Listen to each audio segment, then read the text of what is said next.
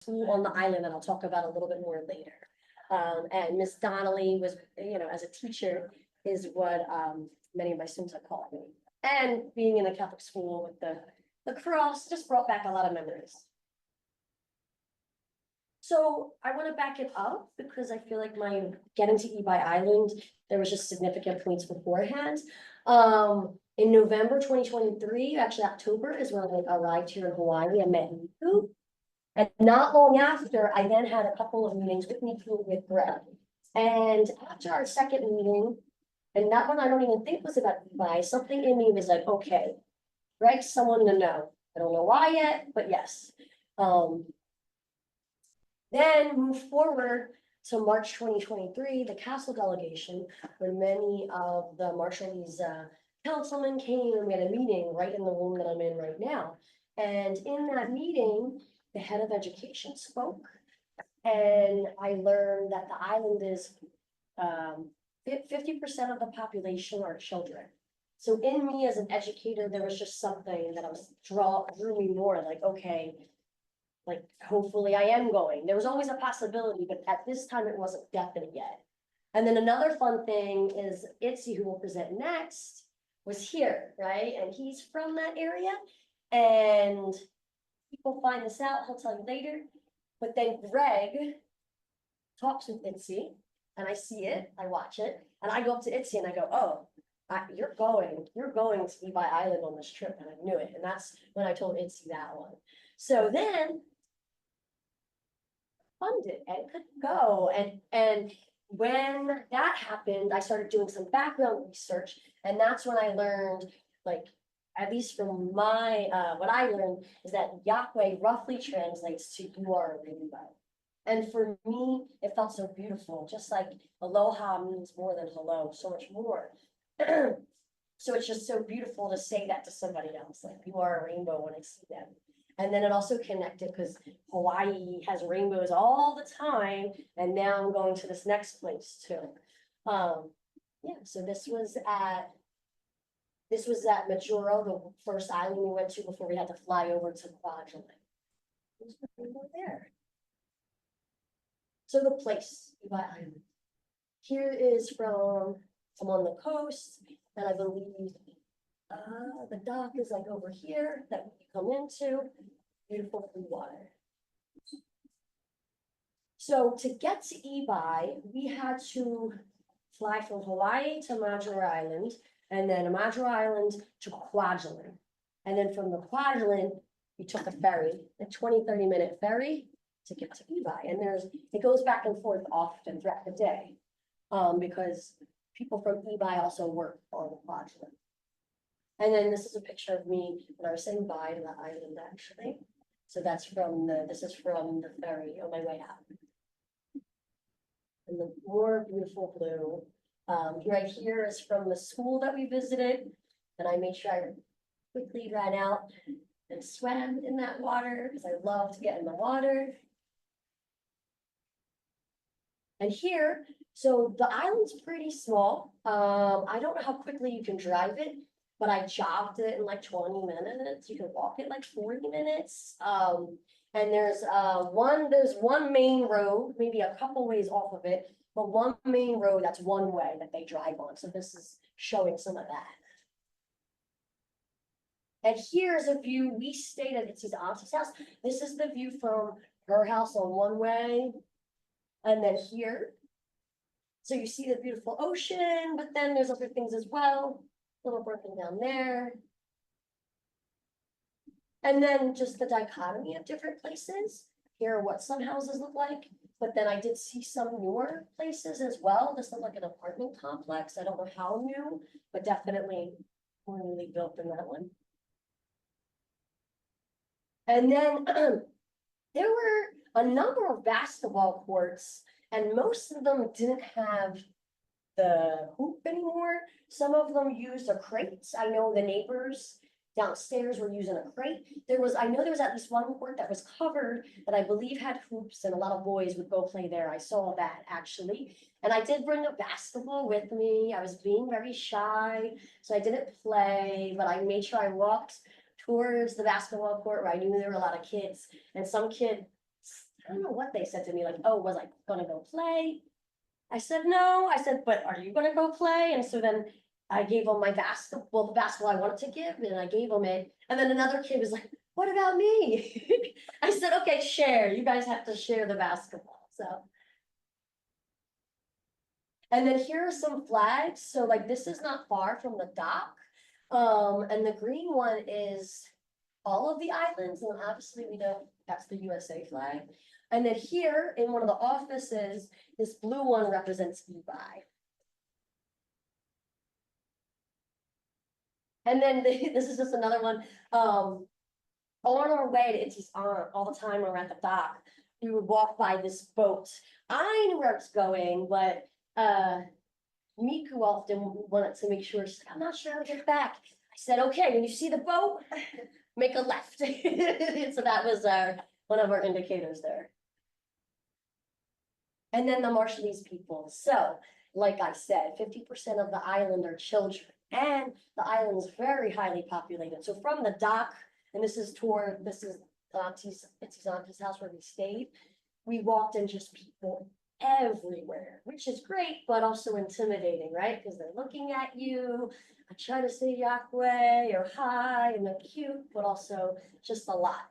But if you notice the kiddos playing here, on our way to go drop our stuff off. And here's one of my favorite Marshallese people here. Let's see. Oh, and here's some kiddos down here playing next door. Some of the styrofoam.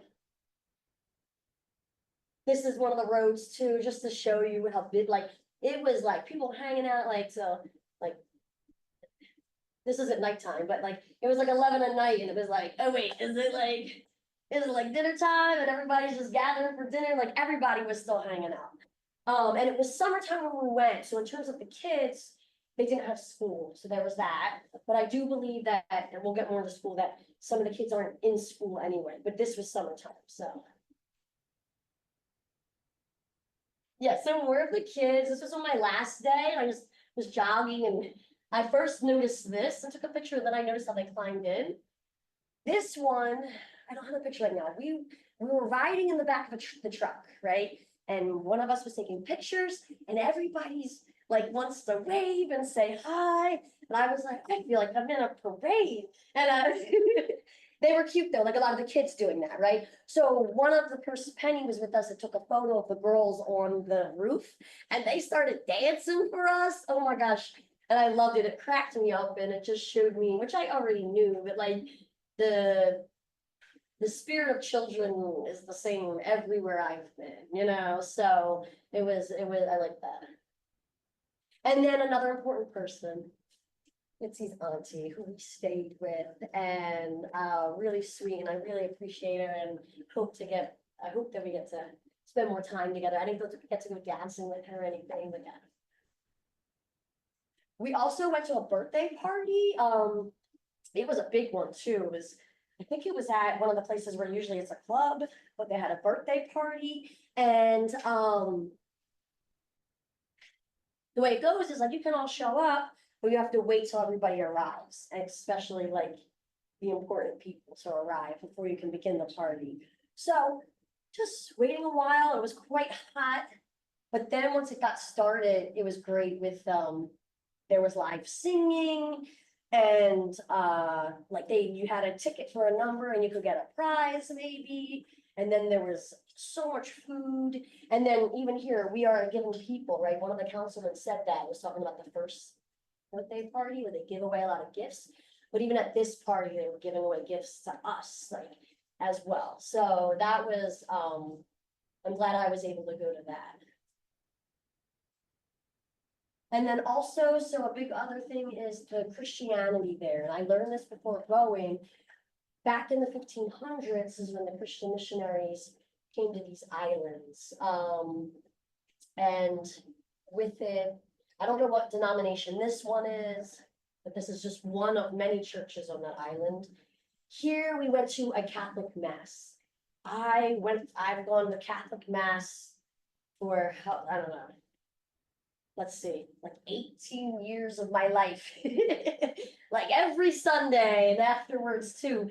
And it's the same every time. So even though this wasn't in English, I knew exactly what was going on.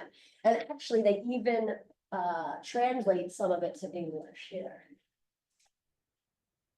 And this is the group that went. Here's the councilman that said that quote from the party. This is some of our crew that visited. Here's Greg and Nico, and Margarita was one of the cadets. And there's Itzy. Education. So we got to visit the Catholic grade school, and then actually on the Catholic grade school property was the College of Marshall Islands was using that campus for some classes, and I believe that's what one of these classrooms was with the college. And then we went to the Catholic high school. So this is in the library on one of the boards, some of the English that they were teaching. About traditional knowledge. I thought of lovely Dr. Miku with the traditional knowledge here. And then here was the crew, right? So here's the the principal of the Catholic school, Queen of Peace Catholic School. Capella. Yes, Capella. And then here's one of the teachers as well. So I really am appreciative of both of them showing us the school and everything. Yeah, trying to think. Oh, and then I think it's on this next one.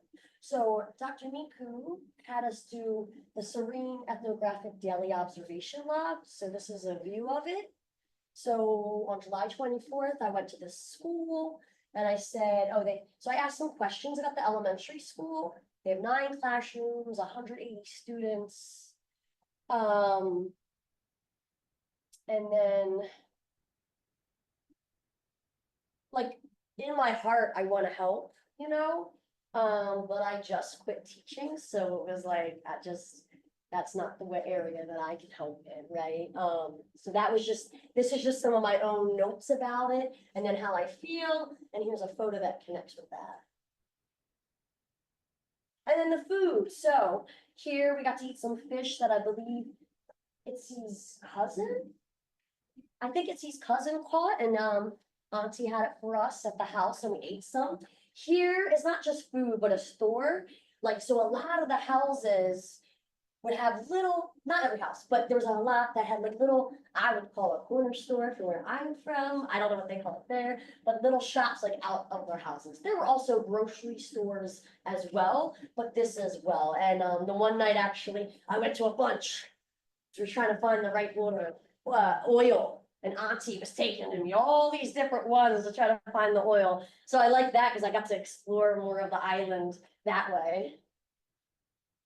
And then here is one of the grocery stores. Now, lots of fresh food, right? But before we had arrived, there hadn't been for like 2 or 3 months. Something going on with the shipment. And it was definitely expensive. I bought grapes that were like $11. I don't know how much they are here, but I know that that's a lot of money for one bag of grapes. Yeah. And then here is from a different island.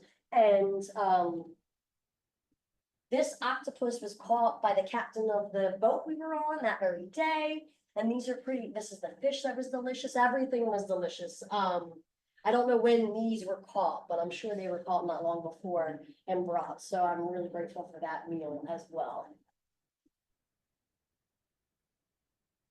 Then we were also there for the telehealth demonstration. So we got to mess around with, well, not mess around, but like use it. It was neat. And then here's Penny, like she's one of the crew too that was hanging out with us. So that's that one. And then this is them so this was us in the office, right? So like Itzy was the pretend doctor, right? And then the other patients would be on the boat. This is on the boat out here. There's Greg and Penny, and she had brought the telehealth machine and was a part of that. And then here's Big Ben and one of the teachers, and then this is Margarita, one of the cadets. And then here's Ebeye, and he drove us around everywhere and helped us. He was there. So this time I was on the boat that day, and I just went to get on a boat, to be honest with you. So here is everybody when we went and then visited the Emergency Operations Center in Ebeye, which I know Dr. Miku and CERENE, like that's one of their missions, right? So we got to check that out. Here's Naala, just I don't want to leave her out. She's one of the other cadets that was part of the crew. And then we got to go to a different island, Gage Island, a trip. So this is us on the dock waiting. And well, this is us waiting, and then we got on the boat. And then here's the pier, like we arrived here, we gone to there. I think this is where the rainbow, well, one of the rainbows. Me and Itzy on the island. Funny story time for me. So being a very Christian island, women are usually wear dresses or skirts and shirts that cover their shoulders. So I was trying to, you know, be respectful. But when I went swimming,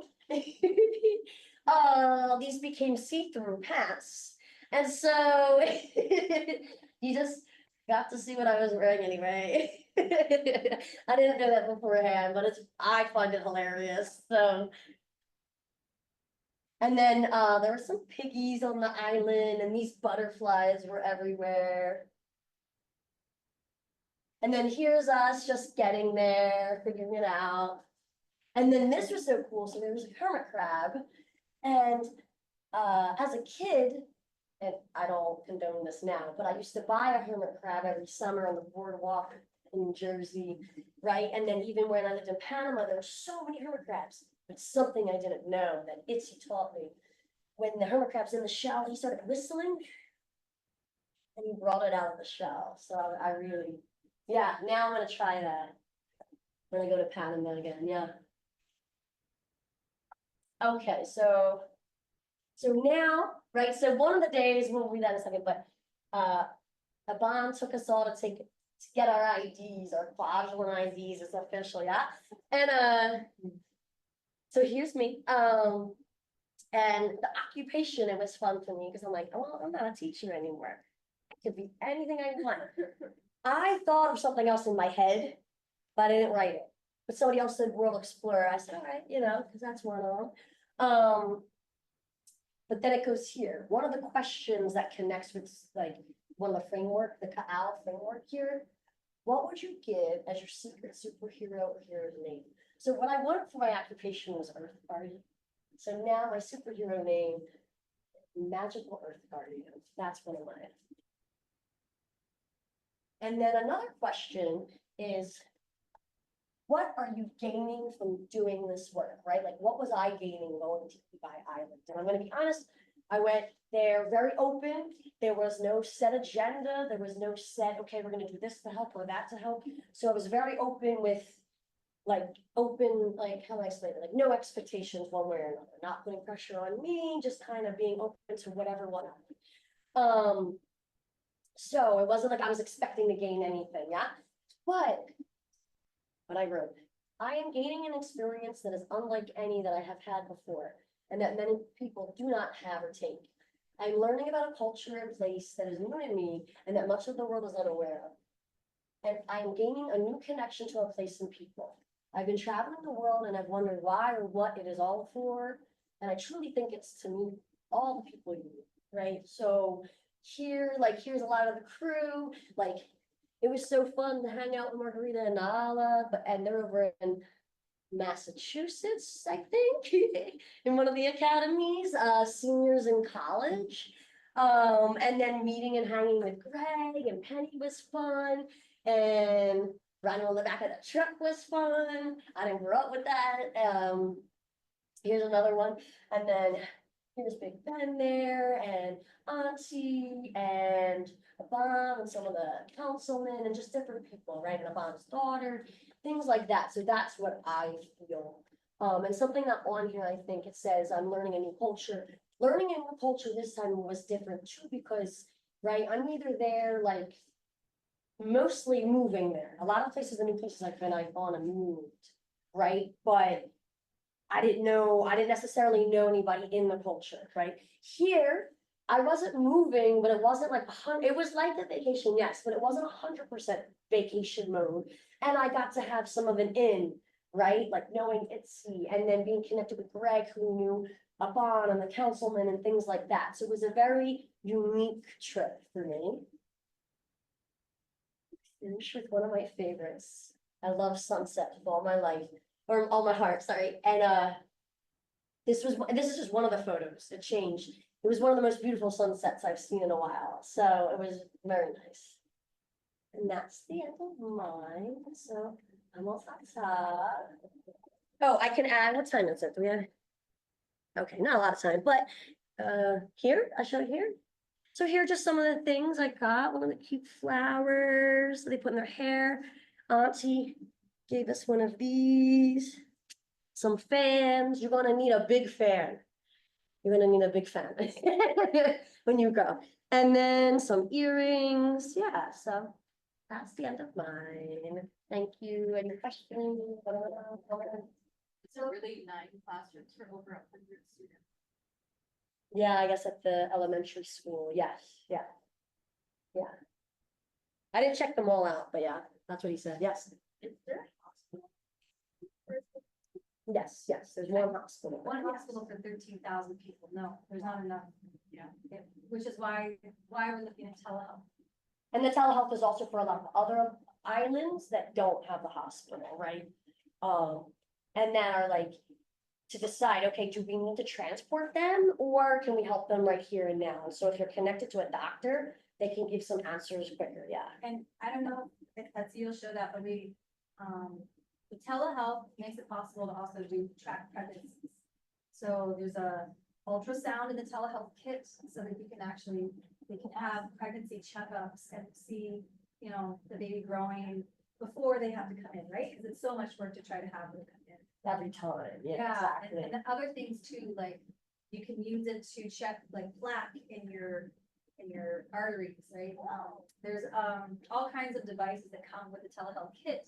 You don't have to be trained as a medical practitioner as long as you have a doctor on the other end, coaching you through how to use the instruments. So that's Yeah, really cool. it's accessible, right? So which is great in terms of many ways, like, yeah. You said mostly, they're not most, but a lot of the children there aren't in school. I wouldn't say most, I don't know what percentage, but I do know that not all of the kids when school's in are in. It was either Benaya or Principal Capella that said there are, in terms of the resources for schools, teachers and books, there is 50% enough, like half of the children. Yeah, and then, Those are actually just going to. Yeah. and then in my log that I didn't read, I was wondering, and it just seemed that the people were, the kids weren't interested in becoming teachers. And here's my own personal plug, in general, big teachers were money. That's not just for the Marshall Islands though, but yeah. That's a huge need. That was something that came out of the discussions there, that it's not seen as a lucrative field.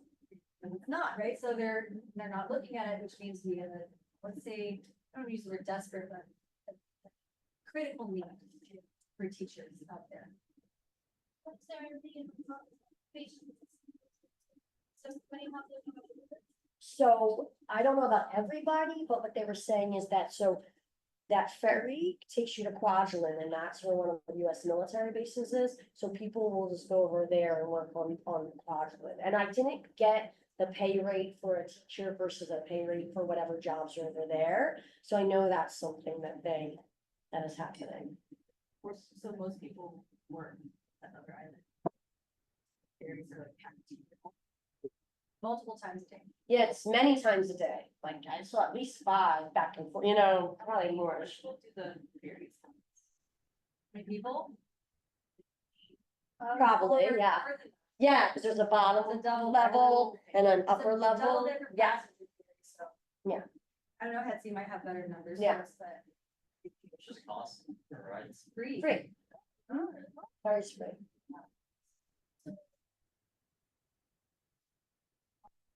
Also, is obesity and diabetes a big problem over there that you noticed? Nope. I don't know. I think probably malnutrition. So I the didn't- question was, is obesity and diabetes a big problem over there? I think it's actually malnutrition. That's a bigger problem. Do they have access, like, fresh? Not on Ebeye, no. I think we should transition to Hedsey, because it's Okay. actually Oh. part of his, presentation. Yeah, so then you'll get some more answers there. Did you have another question though? Okay, you sure? Alright. And then I'm just checking the chat. I don't think anybody has anything, but I'll keep an eye. And then now, I think Miku's gonna help switch it over. He said he's gonna pull his up or, excuse me, switch the screen share.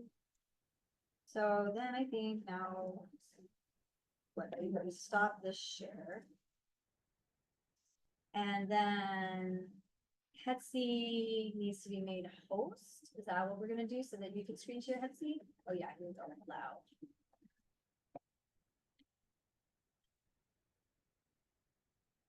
Okay, Hedsey, so I think you can. I think you can screen share and then I'll pin you for everybody here.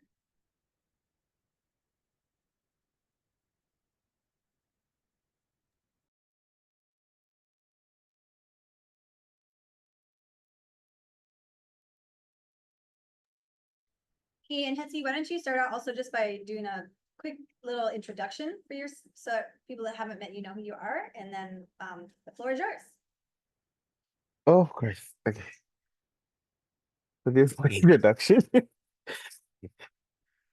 Okay, so my name is Hedsey Rowa. I am one of the TBSE and CERENE leaders and student leader. My mom is Kwajalein Marshallis. I'm sorry, Kwajalein, American Indian Japanese and Kilberties. My dad is Marshallis. And I come from my choice is Macaulis, and I aspire to become a sustainable economist. And so my research focus for, I guess, forever maybe, is to empower the Kwajalein Atoll's resilience through sporting camp, telehealth, Pacific Allies, Serene CBSC, Wedo, and all of the above. That's so many things. Hedsey, can you do me a huge favor? Yeah, The little black floating controls on your computer, yeah. like push them all the way to the right or like try to hide them. Okay, let me see. How do I do it? Like this? Yes, that was Okay. perfect. And then the one at Okay. the top, can you make the one at the top smaller or hide that one? Okay. That's better. Okay. Is that it? That's It's better. like I'm That's blocking everything. You're doing great. No, we can see it. That's perfect. Thank you. Go ahead. Okay. All right. So I was there for in the Marshall Islands for the whole month of July. So I won't be able to include every single detail or fun stuff that's happening over there. But firstly, I'm going to let me see. So this opportunity comes when I, same as Brianna, I met Greg when they came for the castle delegation. So Pacific Allies, Greg works with them. So on March 28, 2016, the CalCo for the Kwajalein Atoll government begins discussing the development of the Pacific Allies, an experiential service learning program designed to help students, cadets, and midshipmen understanding the climate change impacts on national security by transforming Kwajalein Atoll into a living sustainable laboratory.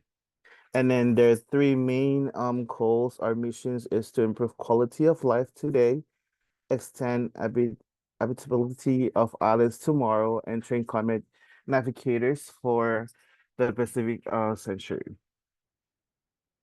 And so Craig, Dr. Craig works for Pacific Allies or Castle, and I connected with the two Coast Guard cadets, Nahala and Margarita, and we all went to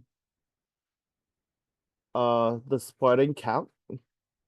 The Spartan camp provides hands-on training and education to Marshallese youth equipping them with knowledge and skills to tackle climate change and enhance community resilience. So this program was created about 2016 and 17 started.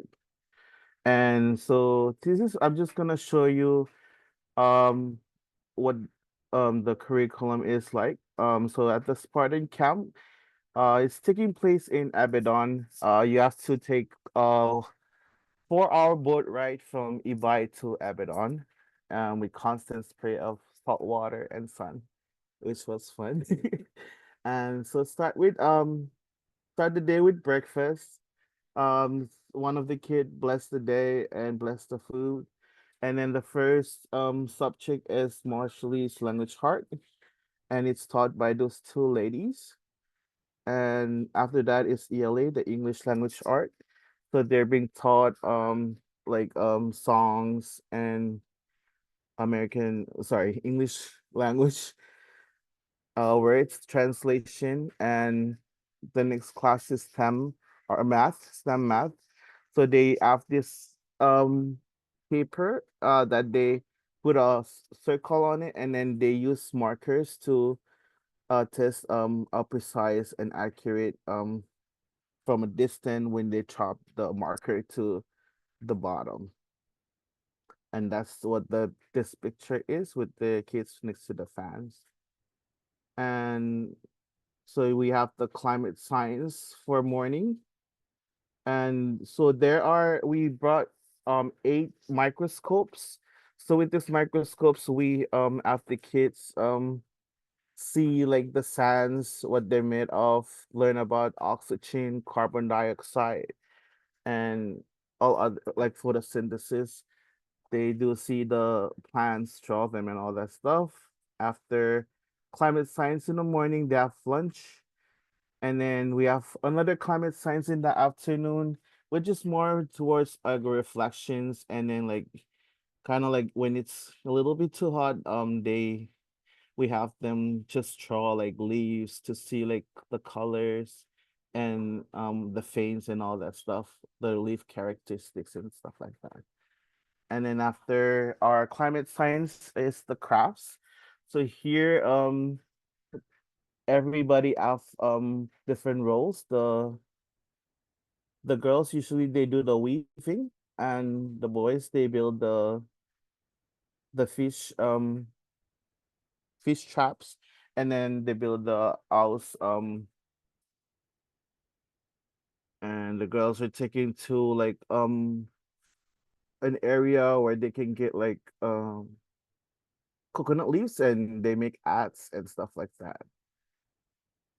And after that, craft is the agriculture. So this guy is in red is Choil. He's from Maturo, but he works in Maturo, but he's from Abaddon too. And he teaches the class for that. And after class, every night they have reflection and dinner. And sometimes they do s'mores. They talk about what their experience for the day. So that's mostly what the Spartan camp is, and it took us 2 weeks to complete that. And yeah, so these are the teachers. I didn't capture everybody because some of them were busy enough for me to take a picture, but there's some of the staffs for the Abaddon Spartan camp. And after the 2 weeks, we actually went to back to Ebeye for the first ever women Kwajalein Women Conference. It's called WEDO. So WEDO is Women Engagement Team Oceania. So the WEDO means neighborhood in Marshallese, and that's where they get the name from. And then so the main points they're talking about during WADO is empowerment of women, community network, climate change to be climate change advocates, to be able to have voice in government, and just have information about healthcare and stuff like that for women.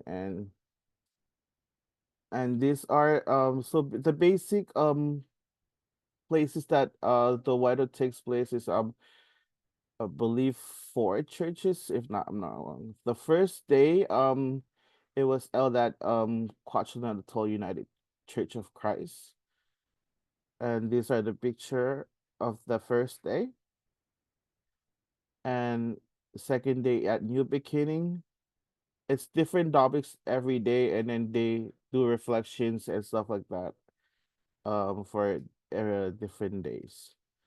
And this is for the Calvary Church. And Kuchugu is the only one that's different. It's more of a weaving day, so everybody went to Kuchugu. I didn't go because I feel like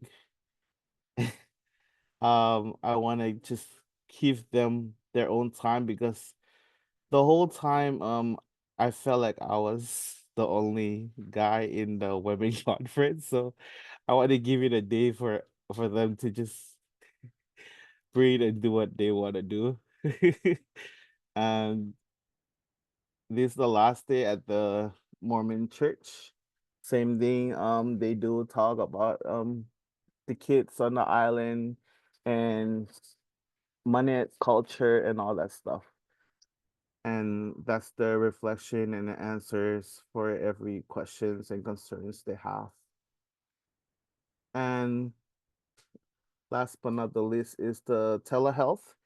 So this is just an example of the telehealth kit that we have, but this is not the actual devices that we brought that day, but I just wanna just showcase what an example of what it looks like. You have a computer to connect, and then you have all these devices that you can use. It allows patients to consult with healthcare providers from comfort of their homes. So basically, some of the islands that's 4 hours away or 3 hours away, they don't even have access to healthcare. So I feel like this is one of the best thing ever that I experienced during this trip. And this is us with the demonstration. I was playing doctor that day, and it was fun just to be able to involve, like, see how like little things can change or help encourage the community.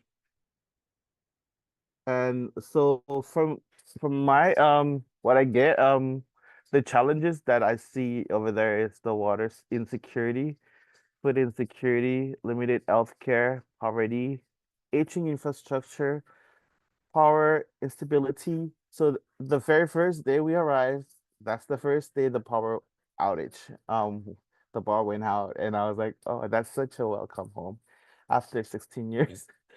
And they do have limited communication. The Wi-Fi is not the best, but it works. And of course, climate change and the need for schools for 50% of the population. And that's about it. That's kind of like sums up my trip. It's a little bit short, but that's what I get from the whole experience. Thank you.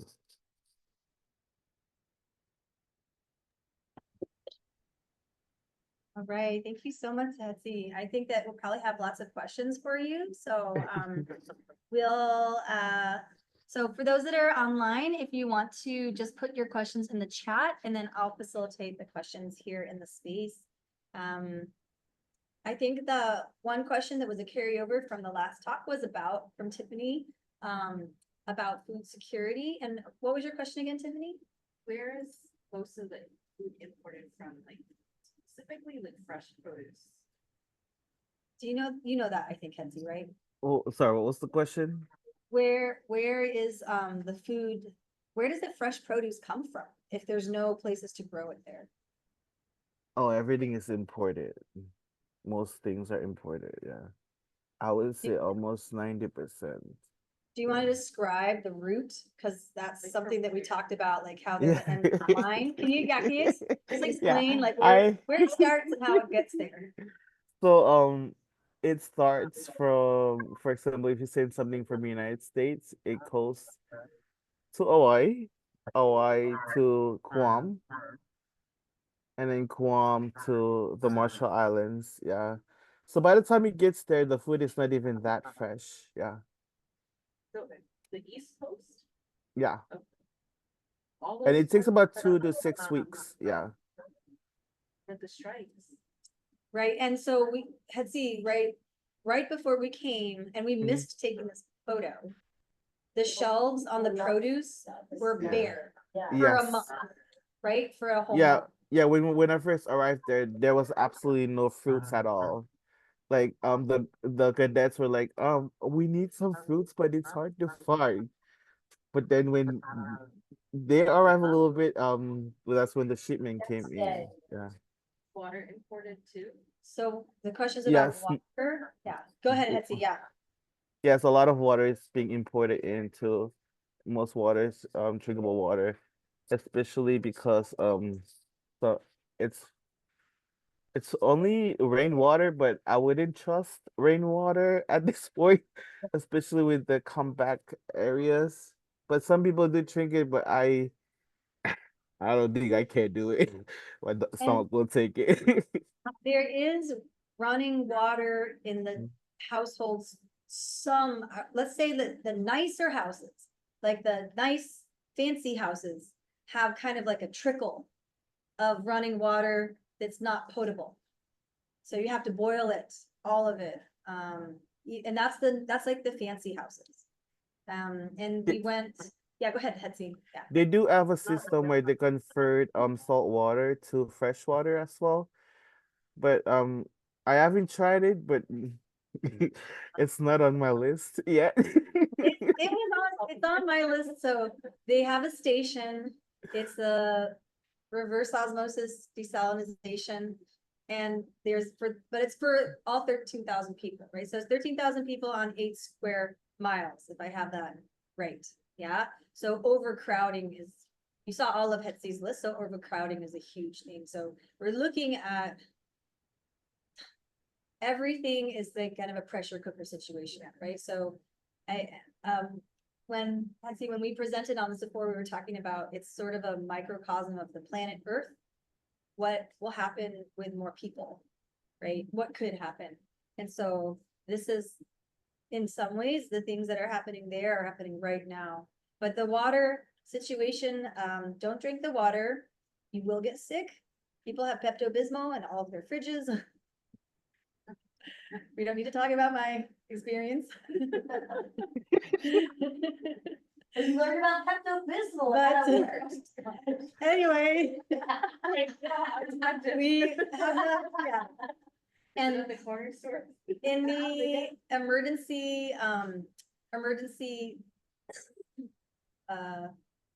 it's the Department of Emergency Management Center that we went to.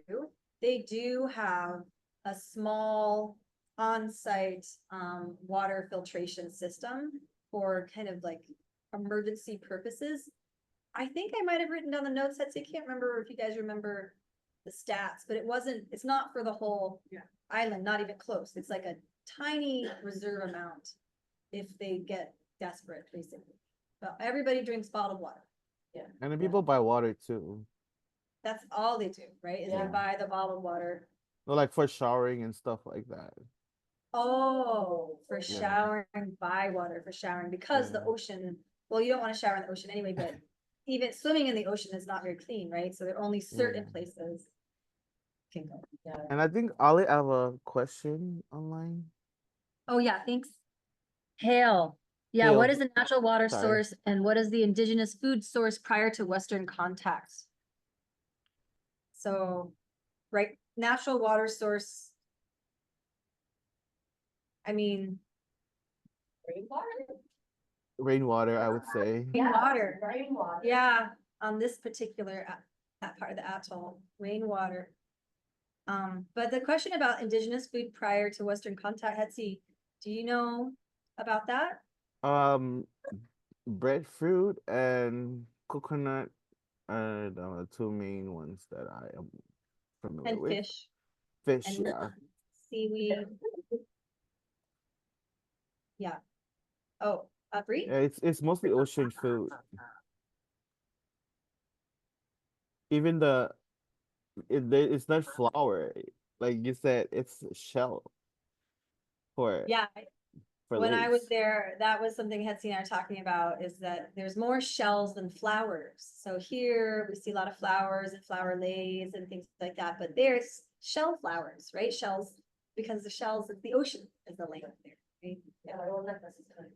Just a quick question, a little off topic, but, the kids in the Spartan camp, was it all the same kids for the whole 2 weeks? Just Yeah. curious. So it's Okay. yeah, it's the same kids for the 2 weeks. Yeah. And how many? It's about 50 kids. Yeah. 50, yeah, a big group. So, And and they come from Ebeye, Machato, and Ebedon. Yeah. The three different the three different islands. Yeah. and that program has been going at least 2 years, right? Yes. Right? Yeah, And I then think the- it started 2017, but I'm not 100%. Yeah. Yeah. So that's a big part of the program, is trying to bring STEM and science knowledge for the next generation of youth and bring back traditional crafts and traditional practices to do both. That's been going since 2017. And then Castle, when was that? Hetzy, do you know when the sustainability laboratory, that one's only 2 years old, right? That one's new. Um, uh, I wouldn't answer because I'm not 100% sure. We'll double check. Yeah. But yeah, so the Kwajalein sustainability, the laboratory, I think what it's it was, existed around the same time, Okay. 2016, 17. and they built it as an example of how to create sort of a pop-up hub for the community that can also serve as an environmental monitoring station. And so we'll hopefully in future years have an opportunity to go visit and work with them there.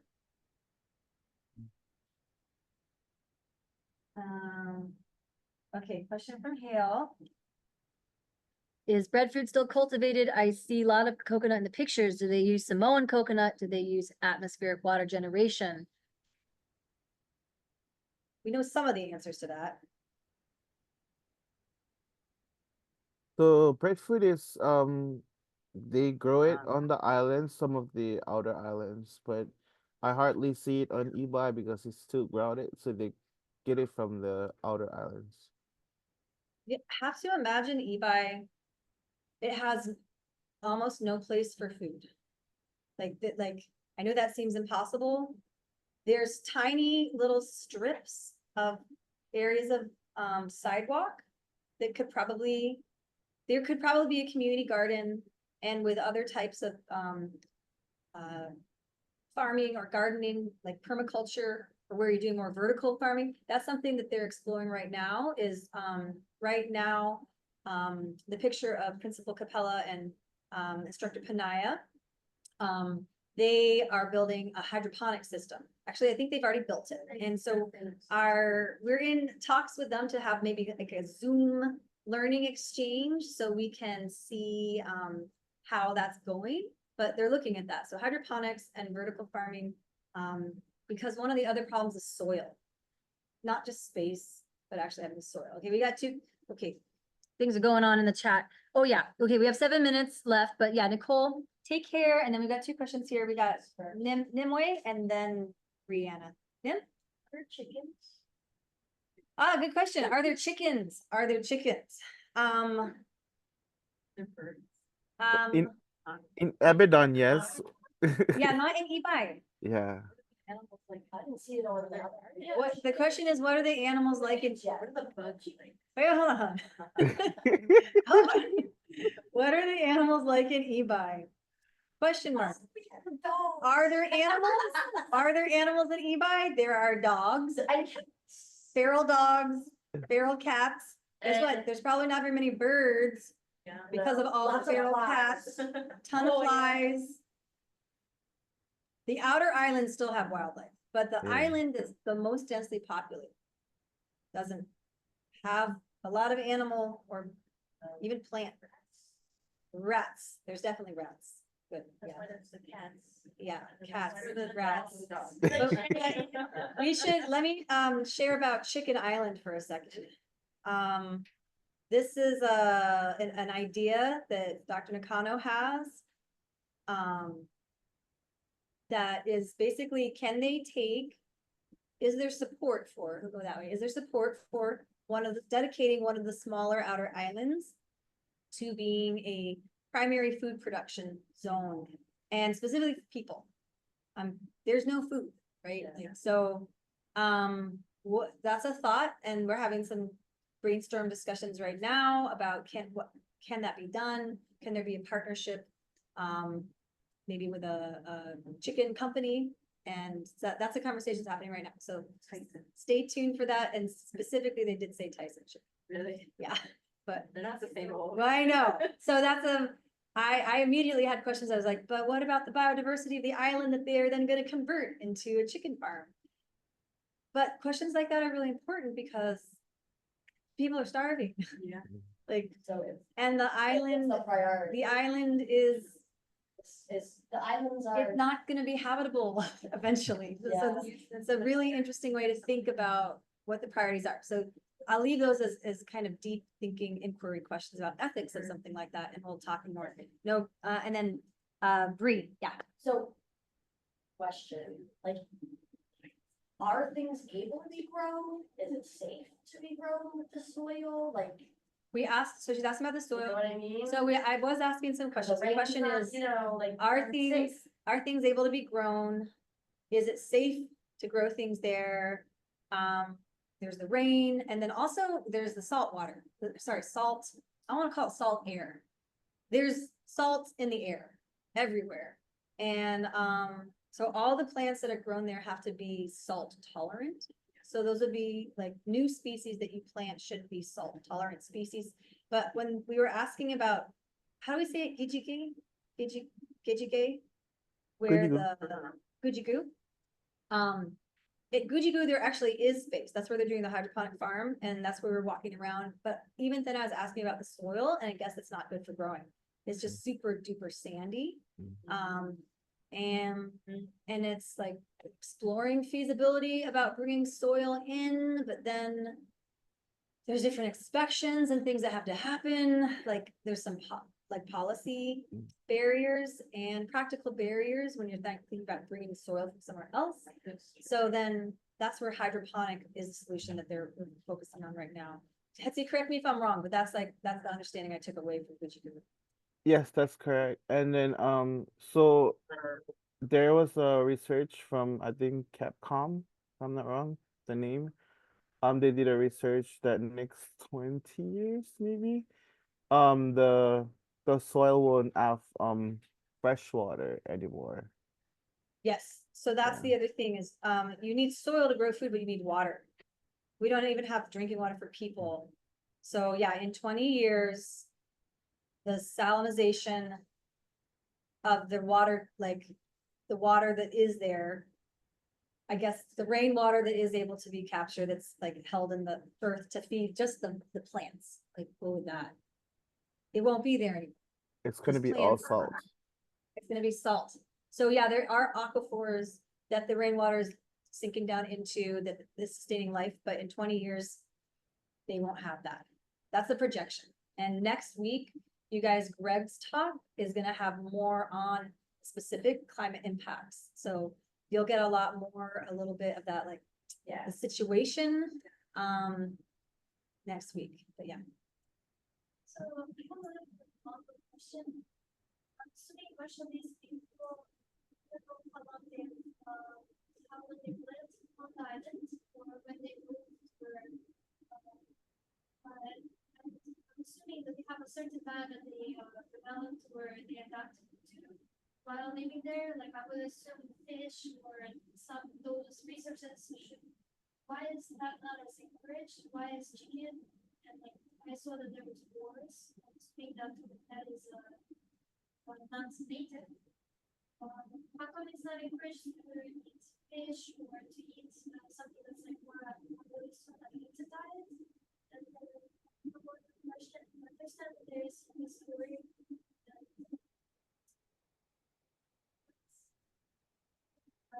you're connected to the island, but it doesn't seem like climate change is really is there any way that they can be other islands that These are the good questions. Great, we only have 1 minute left. We're over time, and those are like the questions. Hedsey, were you able to hear that? I think we might have to be like book, like save that for next week. But her questions, there's in a nutshell, the question is why not follow the native diet, basically, that was aligned with the food of that place. Why are people not being encouraged to follow that? Why is it chicken? Oh, that's And my the question- goal. Yeah, I know. And then the second question is, can they move to another island? Now, both of those questions are loaded questions, actually, with a lot of context and sensitivity needed to address them well. So I don't know if we should even try to answer that in the time that we don't have left. But let's save it for next time. They're really important questions and they fit beautifully with Greg's talk. And he's the one that's sort of pitching the chicken island. So he can also talk to you a little bit about that. And we'll chat after. For those of us here in person, we'll chat after and talk a little bit more about the historical context of the Fish, right? not just the fish, but also the nuclear, That's what the legacy of nuclear testing that took place and the moving of the people. So there's a big story there that we need to talk about and do justice to. So we'll save that for next time. I think we should wrap it there.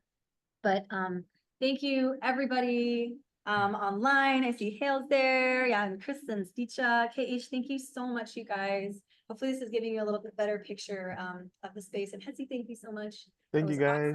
awesome. And we will, to be continued, one more presentation next week with Dr. Nakano, and feel free to invite others as well.